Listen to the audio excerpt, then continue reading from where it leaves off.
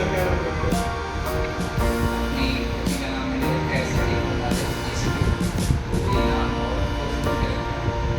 ये मार्केट में जो कोचिंग्स हैं वो सब अच्छा कराते हैं, लेकिन हमारे कोचिंग में क्या खास बात है, हम पैसिव लर्निंग नहीं कराते हैं, हम एक्टिव लर्निंग कराते हैं, जहाँ पे हम बच्चों को इन्वॉल्व करते हैं learning process. Study for knowledge हमें ना ज्ञान के लिए पढ़ाते हैं, उनको ज्ञान देने के लिए। ज्ञान कोई भी दे सकता है, ज्ञान पढ़ाई की तरीके से मतलब वो भी कुछ पढ़ाया है, हम भी कुछ जो पढ़ाया है उन्हें वो हमें बताएं, हमें समझाएं, उनको कितना समझ आए। स्टडी को ना देखिए होता है जैसे रोड लर्निंग प्रोसेस होती है। रोड लर्निंग क्या होता है, जैसे फॉर्मूला दे दिए या कोई क्या क्या सब बच्चे को सीखा नहीं, बस रट्टा मारना सीखा। हमारा जो कोचिंग है, हमारा जो मकसद है, हमारा टारगेट है, वो बच्चों को रटाना नहीं है, पढ़ाना है।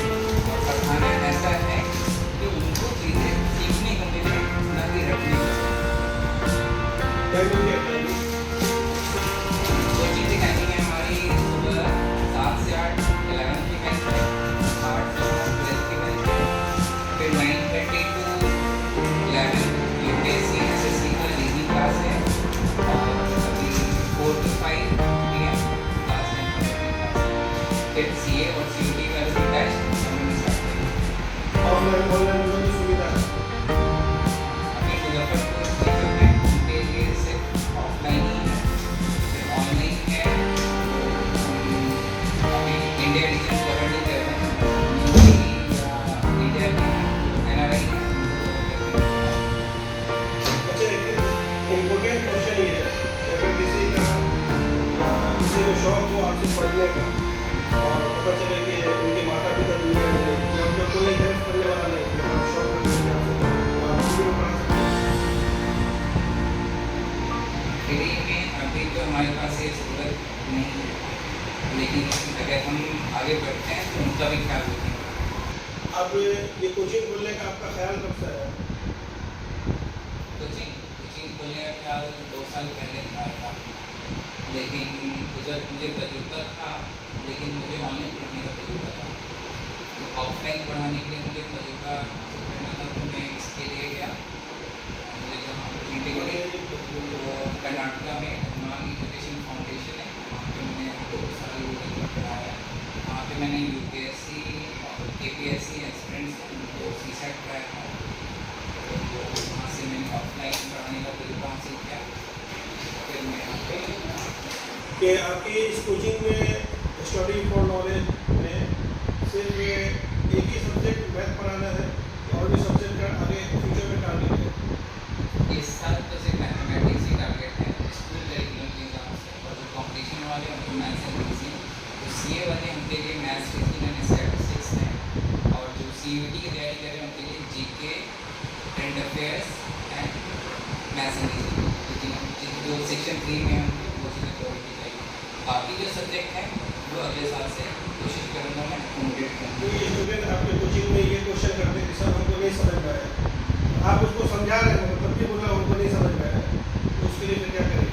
आपके लिए क्या रास्ता है उनको समझाने के लिए? वो बार बार कह रहा है कि हमको नहीं समझ में आया, आप उसको समझा जा रहे हैं, आधा घंटा 1 घंटा 2 घंटा हो गया तो हम समझ नहीं, आप उसको समझा पा रहे हैं ना, वो आपकी बात समझ रहा है, मामला गोल मोल है।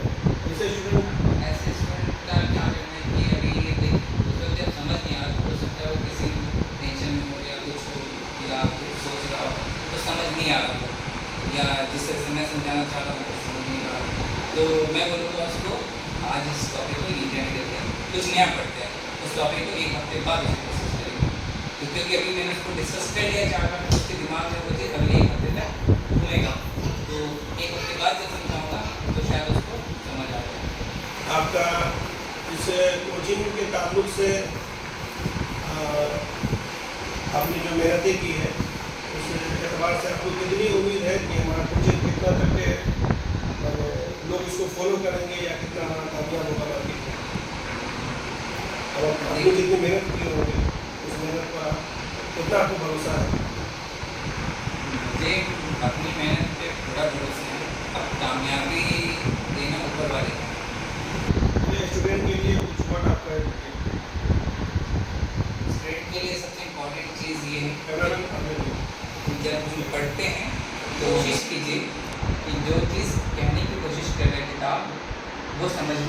अब वो समझेंगे कैसे?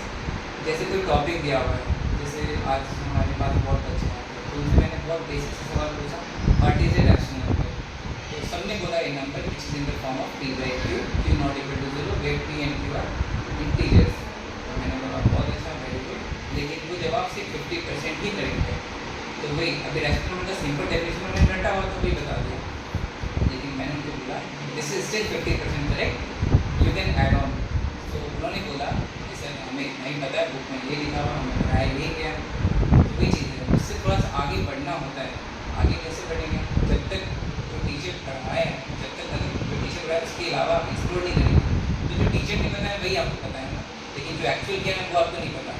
तो एक्सप्लोर कीजिए चीज़ें, आसपास चीज़ें जो भी हैं एक्सप्लोर कीजिए। अभी कोई इंटरनेट है, मतलब सबके पास मोबाइल फ़ोन है, इंटरनेट है, तो कोई जैसे पढ़ते हैं तो उसमें डेफिनेशन चेक कीजिए। हो सकता है किसी बुक में थोड़ी सी डेफिनेशन लिखी हो, लेकिन बुक में लिखी रहती है, मुझे पता है।